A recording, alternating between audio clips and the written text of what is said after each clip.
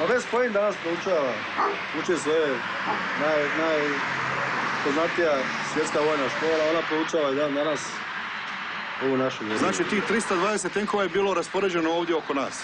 Napadalo je ovdje 80, po 40 sa lijevo i desno i imali su još 80 u pričuvi koje su ubacivali kasnije, pošto su imali jako velike gubitke i tih 80 su ubacivali ovdje u napad, jel? Jedne bi izvukli, a druge bi... Ne računajući konstantno ovo dalekometno topništvo i preko. Ne računajući njihove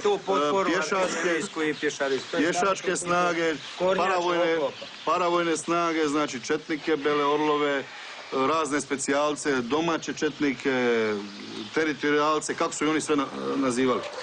Znači, bilo je u tih, recimo, u 9. mjesecu nekoliko desetaka tisuća ljudi je napadalo tih srpskih snaga s ovog pravca, a tenkova je bilo u prvoj fazi napada negdje, koliko smo rekli, 160 u jednom danu. S tim da je još 160 bilo u pričuvi.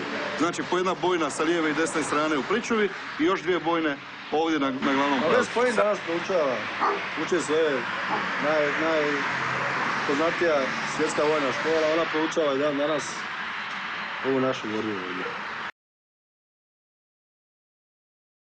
Pa West Point danas proučava, uči svoje najpoznatija svjetska vojna škola, ona proučava i dan danas ovu našu borbu ovdje.